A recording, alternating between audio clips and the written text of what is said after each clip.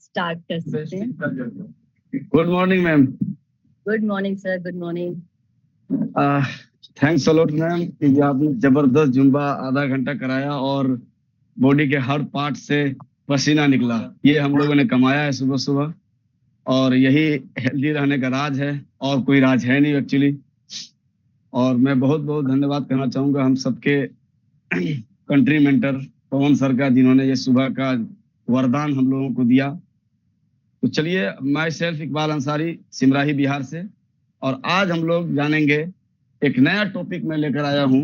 Actually ये नया नहीं है, लेकिन सुबह के सेशन के लिए नया है और काफी बड़ा इम्पैक्ट हमारे डे टू डे लाइफ में डालता है। तो आज हम लोग बात करेंगे एसिड रिफ्लक्स के बारे में। एसिड रिफ्लक्स के बारे में जानेंगे, क्योंकि कल बहुत ही बेहतरीन सेशन हुआ था सर का लंग्स के बारे में, और उसी से जुड़ा हुआ एक और मुद्दा थोड़ा नीचे, शरीर से थोड़ा सा नीचे आकर के शुरू होता है एसिड रिफ्लक्स। जैसा कि नाम से ही पता चलता है, एसिड रिफ्लक्स का मतलब होता है कि जब पेट में, जब हम लोग कुछ खाना खाते हैं, तो खाना खाने के बाद हमारा डाइजेशन स्टार्ट होता है, और डाइजेशन स्टार्ट होते समय हमारे स्टमक में हाइड्रोक्लोरिक एसिड यानी HCl, सिंपल भाषा में हम चलेंगे, एसिड खाने की नली में ऊपर की ओर आ जाता है। इसी को हम बोलते हैं, और फिर मुंह से होकर के उल्टा सांस निकलती है, डकार निकलती है, मुंह से लगातार निकलती है। इसी को एसिड रिफ्लक्स का, रिफ्लक्स मीन्स वापिस आ जाना, नीचे से ऊपर की तरफ आ जाना। जनरली क्या होता है कि खाने की नली, जो हमारा ये फूड पाइप है, फूड पाइप और पेट के बीच एक वॉल्व होता है जो पेट के एसिड को ऊपर आने से रोकता है। इसका काम है पेट के एसिड को ऊपर आने से रोकना। लेकिन ऊपर आने से रोकना होता है इसका काम, लेकिन जब यह कमजोर हो जाता है, जब यह कमजोर हो जाता है या सही से काम नहीं करता, तब एसिड ऊपर आता है और वो जलन क्रिएट करता है हार्ट के ऊपर, यहाँ सीने में जलन, सीने में जलन क्रिएट करता है, और जिसकी वजह से खट्टी डकारें आएंगी, गले में जलन हो सकता है, और किसी किसी को इस एरिया में लगातार जलन रहना। ये सारे सिम्टम्स एसिड रिफ्लक्स के। और लंबे समय तक अगर बार बार एसिड रिफ्लक्स हुआ तो ये आगे चल के GERD यानी गैस्ट्रोफेगल रिफ्लक्स डिजीज बन जाता है, और जिसकी वजह से काफी समस्या, यानी ये एक ऐसा फेज है लाइफ का GERD कि आपको ऐसा लगेगा कि मैं जिंदा क्यों हूं, क्योंकि आप कुछ खा नहीं सकते अपने मन से, यानी समझ ही नहीं आएगा क्या खाना क्या नहीं खाना। और डॉक्टर्स भी काफी कंफ्यूज रहते हैं इस केस में, क्योंकि तरह तरह के एंटीबायोटिक्स चलता है जो हमारे गट्स के अंदर गुड बैक्टीरिया को समाप्त कर देता है, जिसकी वजह से हमारा कोलोन हमेशा डिस्टर्ब रहता है। तो सबसे पहले हम समझते हैं कि एसिड रिफ्लक्स को हम पहचाने कैसे, कि एसिड रिफ्लक्स शुरू होने वाला है किसी को, या कभी कभी सिम्टम्स दिख रहे हैं, सप्ताह में एक दिन, 15 दिन में एक दिन ऐसा दिख रहा है, तो उसको कैसे रोके। चलिए सबसे पहले लक्षण की बात करते हैं। तो लक्षण क्या है? आपके सीने में जलन रहना। आपको जरूरी नहीं कि रोज सीने में जलन रहना, शुरुआती दौर में हो सकता है आपको सप्ताह में एक दिन हो रहा हो, सप्ताह में 2 दिन हो रहा हो, दिन में 2 बार हो जा रहा हो, कभी कभी हो जा रहा हो। खासकर खाने के बाद जब लेटते हैं हम लोग, उस समय सीने में जलन हो जाना, ये एक सिम्टम है जिस पर ध्यान देने की जरूरत है। दूसरी, खट्टी सी डकार और मुंह में खट्टा या कड़वा स्वाद का आ जाना, वेरी इंपॉर्टेंट। इसे हम लोग काफी नजरअंदाज करते हैं। जब हम डकार किए, मुंह में खट्टा स्वाद या कड़वा स्वाद का आ जाना। गले में जलन या खराश हो जाना बार बार, एक बार 2-4 महीने में हुआ, दैट इज नॉर्मल, लेकिन सप्ताह में हो जा रहा है, 3 दिन में हो जा रहा है, महीने में 5-6 बार हो जा रहा है, सोचने वाली बात। उसके बाद कोई भी चीज को निगलने में, यानी जब हम कोई भी चीज खाते पीते हैं तो मुंह से फूड पैप होते ही हम निगलते हैं, अंदर जाता है, और उसमें दिक्कत आने लगना, थोड़ा दर्द होने लगना, या कुछ ऐसा जो कि असहज है, इस तरह का सिचुएशन आ जाना, या लगातार खांसी होना, गले में बलगम का रहना, या गला साफ करने की आदत रहना। ये सब समझने वाली बात है कि ऐसा लगे कि जैसे गला में कुछ फंसा हुआ है, हम उसे निकालने की कोशिश कर रहे हैं, साफ करने की कोशिश कर रहे हैं, लेकिन हो नहीं रहा, वो भी एक सिचुएशन बनता है। छाती में दर्द कभी कभी, ये नहीं कि रेगुलर, कभी कभी हो सकता है, और ऐसा लगना जैसे हमको हार्ट प्रॉब्लम हो गया है, एक्चुअली में वो हार्ट प्रॉब्लम नहीं होता, वो एसिड रिफ्लक्स का एक सिम्टम होता है, और हम लोग हार्ट के डॉक्टर के पास चले जाते हैं। तो ये भी सोचने वाली बात है। उसके बाद पेट का फूलना, गैस बन जाना, डकार बार बार आना, ये सारे लक्षण एसिड रिफ्लक्स के हैं। अब इसके कारण क्या है? अगर ये सारे सिम्टम है तो कोई ना कोई तो कारण रहा होगा कि ऐसे सिम्टम्स आए। तो चलिए जानते हैं ऐसे क्या कारण रहते हैं। तो सबसे पहला जो कारण है वो ये है कि भाई साहब, मैं बार बार एक शब्द का इस्तेमाल करता हूँ, आज फिर करूंगा, हम सारे शरीर के लिए बदतमीज हो गए हैं। ज्यादा तला भुना खाना, मसालेदार खाना, खट्टा खाना, जंक फूड खाना, ओवर ईटिंग करना, और जो इमोशनल ईटिंग। अब कोई चीज को देखते ही मुंह में पानी आ जाना, रहे एक बर्गर खा लेता हूँ। मत खाओ मेरे भाई, मत खाओ। तो इस तरीके से एक बर्गर, आपको पता भी नहीं है कि एक बर्गर आपके लाइफ से 18 मिनट कट कर देता है। अब आप अंदाजा लगा लो कितने बर्गर खा रहे हो आप। अगर आपने एक बर्गर खा लिया यानी 18 मिनट आपकी जिंदगी के कम हो गए। कैंसर का रिस्क अलग से, वो तो गिफ्ट है। साथ ही साथ देर रात तक खाना, खाना खाने का जो सिस्टम है वो कभी भी कोशिश करनी चाहिए कि सूरज डूबने के 1-2 घंटे 3 घंटे के अंदर खा लेना चाहिए। 11-12 बजे खाने का कोई तुक नहीं होता। फिर बॉडी का रेस्टिंग मेटाबॉलिक रेट वहां डिस्टर्ब होता है, फिर वो फैट बनता है, फिर बाकी सारी दिक्कतें क्रिएट होती है। तुरंत सो जाना, खाना खाए सो गए, बिल्कुल बैड हैबिट। खाना आप जब भी खाएं, रात में खासकर, कम से कम 1000 स्टेप आपको चलना ही है। 1000 स्टेप आफ्टर ईटिंग, आफ्टर रात वाले खाने के बाद, डिनर के बाद कम से कम 1000 स्टेप चलना ही चाहिए आपको। उसके बाद ज्यादा धूम्रपान करना, शराब का सेवन करना, ज्यादा चाय कॉफी पीना।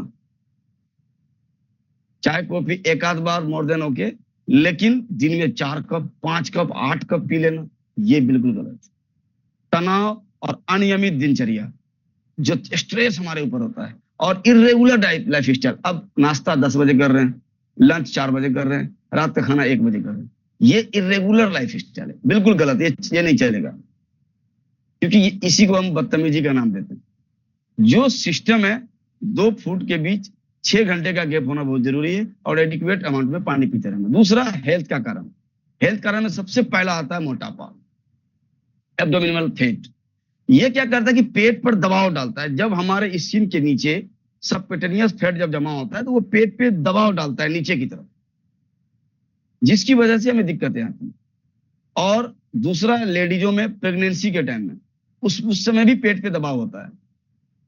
तीसरा कारण है hernia, again very dangerous situation. और पेट खाली होने में देरी, यानी आप फ्रेश नहीं हो पा रहे, टॉयलेट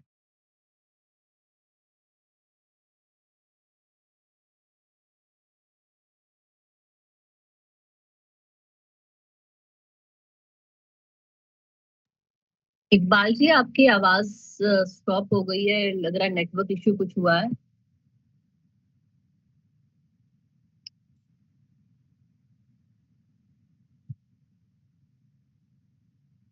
चलिए, नेटवर्क इश्यू हो गया है। हाँ जी, तो कोई बात नहीं। सर ने हमें बहुत अच्छी बातें बताई, जिस तरह की बातें हम डेली बेस पे सुनते हैं, जिसका नाम उन्होंने बताया हमें एसिड रिफ्लेक्शन, कि हमारी बॉडी में एसिड कैसे रिफ्लेक्ट करता है, जिसको हम कभी हल्के में भी ले लेते हैं। लेकिन अगर रेगुलर ये चीज बढ़ती चली जाएगी, कोई भी एक चीज 1 दिन 2 दिन होती है उसका नुकसान नहीं होता, लेकिन रेगुलर बेस पे अगर कोई भी चीज हमारी लाइफ में होगी तो डेफिनेटली उसका नुकसान होगा। और रेगुलर बेस पे कोई आगे भी मैम। अच्छी चीज। आगे सर? हाँ जी, हाँ जी, यस यस, थोड़ा सा डिस्टरबेंस आ गया था।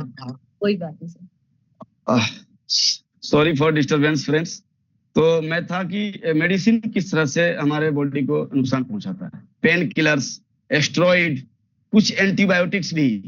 मैंने पहले ही कहा था, एंटीबायोटिक्स जब बॉडी में जाता है तो वो क्या करता है, वो जितने भी गुड बैक्टीरिया है उसे तो समाप्त करता ही करता है। और जब गुड बैक्टीरिया ही समाप्त हो जाएगा तो आपका पाचन क्रिया क्या है, तो ऐसी की तैसी होना ही है।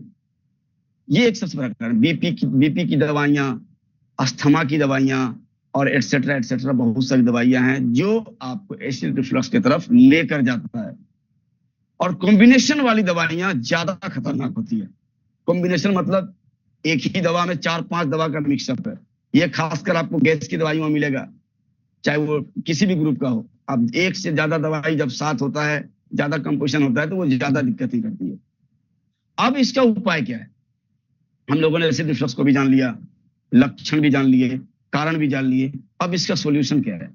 तो हमारा इसका सॉल्यूशन है लाइफ स्टाइल में बदलाव, यानी खाने के तुरंत बाद बिल्कुल ना लेटे, खाने और सोने के बीच लगभग 2 घंटे का गैप रखें और 1000 स्टेप जरूर चलें। छोटे छोटे मील्स लें, ओवर ईटिंग ना करें। 80% ही खाना है। जापानी कहावत हारा हाचिबू, 80% खाना है, 20% जगह को खाली रखना है। इस सिद्धांत को फॉलो करें और खाने में 20 मिनट लगाएं। ये बहुत इंपॉर्टेंट है। आप थोड़ा भी खाना अगर लेके खा रहे हो और 20 मिनट लगा रहे हो उसको खाने में, यकीन मानना आप भले ही 2 रोटी खा लो या 1 रोटी खा लो, आपका पेट भर जाएगा। क्योंकि 20 मिनट के लिए ही सिग्नल जाता है कि तुम्हें भूख लगी है, खाना खा लो। और जब खाना खा रहे होते हैं तो वो 20 मिनट बाद वो सिग्नल बंद होना स्टार्ट हो जाता है। तो धीरे धीरे चबा कर खाना है और वो आपका जो है वो काम पूरा हो जाएगा। सोते समय सिर को 6 से 8, मतलब ज्यादा ऊंचा नहीं रखना, थोड़ा सा लिटिल बिट ऊंचा रख सकते हैं आप। वजन को कंट्रोल रखें हमेशा और ज्यादा टाइट फिटिंग कपड़े ना पहने। अब इसका दूसरा उपाय, जो घरेलू उपाय बोलते हैं, सुबह सुबह थोड़ा गुनगुना पानी पिए, नारियल पानी अगर अवेलेबल हो तो पिए, और कभी भी खाली पेट केला का सेवन ना करें। मोर इंपोर्टेंट, खाली पेट कभी भी केला का सेवन नहीं करना। और मेडिकल उपाय, जो भी दवा से थोड़ा सा बचना है, रेयर केस में दवा का इस्तेमाल करना है। और इसमें डाइट क्या होना चाहिए? केला, सेब, नाशपाती, ओट्स, दलिया, ब्राउन राइस, जो भी हो, नारियल पानी, ठंडा दूध, सलाद, सलाद में सारे आइटम्स, अदरक की, मतलब ये सारी चीजों को हम अपने लाइफ में लेके आएंगे। Fresh vegetables. और क्या नहीं खाना? मसालेदार कुछ नहीं खाना, तला भुना नहीं खाना, खट्टा खाना नहीं खाना, प्याज, लहसुन, ये सब के एक्सेस मात्रा में नहीं खाना। कॉफी, कोल्ड ड्रिंक, शराब, chocolate, packet food, fast food, pizza, burger, कुछ नहीं। और लेट नाइट हैवी मील बिल्कुल नहीं। अब इन सारे सिचुएशन से बचने के लिए कुछ सप्लीमेंट्स है जो आपके लाइफ स्टाइल को मैनेज कर सकता है और आपको हेल्थ को अच्छा रख सकता है, ताकि आप सीवियर सिचुएशन में ना जाए। जिसमें सबसे नंबर 1 पे मैं रखूंगा कॉम्बायोटिक्स, क्योंकि इसके अंदर प्रीबायोटिक प्रोबायोटिक दोनों है विथ मल्टीविटामिन। जब ये आपके शरीर के अंदर जाता है, खाने के साथ लेना होता है, आपका गट हेल्दी होता है, गुड बैक्टीरिया की संख्या को मल्टीप्लाई करता है। साथ ही साथ अगर मैं बात करूं, विटामिन डी एंड मैग्नीशियम का काफी बड़ा रोल है। अब ये थोड़ा सा अजीब लग रहा होगा आप लोगों को कि विटामिन डी की यहाँ क्या जरूरत है? भाई साहब, बहुत जरूरत है। Vitamin D and magnesium, magnesium कहां से आएगा? तो मैग्नीशियम यहां से आएगा, और वो भी प्रचुर मात्रा में आएगा, भर भर के आएगा, सीएमडी के थ्रू। उसके बाद आप एलोवेरा का यूज कर सकते हैं। और माय फेवरेट, जिनके बिना मेरा सुबह नहीं होता, जिनके बिना मेरा सुबह नहीं होता, that is sea buckthorn. Miraculous product, खास करके आपको इस केस में। और नोनी भी आप ले सकते हैं। इस तरीके से हम अपनी लाइफ को मैनेज। ध्यान रखिएगा, जी अगर कम हो गया तो फिर डाइजेस्टिव सिस्टम प्रॉब्लम आना ही आना है। तो इन सारी चीजों को हम सप्लीमेंट के थ्रू अपने इस प्रॉब्लम को मैनेज कर सकते हैं। तो मैंने समय ले चुका ऑलरेडी, मैं 1 आध मिनट एक्स्ट्रा ले चुका हूं। तो मैं आज का ये सेशन को यहीं पे ओवर करूंगा, और मैं आशा करता हूं कि मैं थोड़ा सा वैल्यू क्रिएट कर पाया हूंगा। चलिए, thank you very much ma'am, over to you. Thank you Iqbal ji. As usual आपकी नॉलेज बहुत ही जबरदस्त होती है, बहुत इनहेंसिंग होती है, बहुत पावरफुल होती है। देखिए, कोई भी लीडर यहाँ पे जब मॉर्निंग सेशन लेता है और एक तैयारी के साथ होता है, कॉन्फिडेंस के साथ होता है, उसने बहुत सारे रिजल्ट्स लिए होते हैं, तो बहुत सारी चीजें जब एक व्यक्ति करके आता है ना, तो उसकी नॉलेज इतनी पावरफुल होती है। तो हमें ये पावरफुल नॉलेज को नोट भी करना है और अपनी लाइफ में इम्प्लीमेंट भी करना है।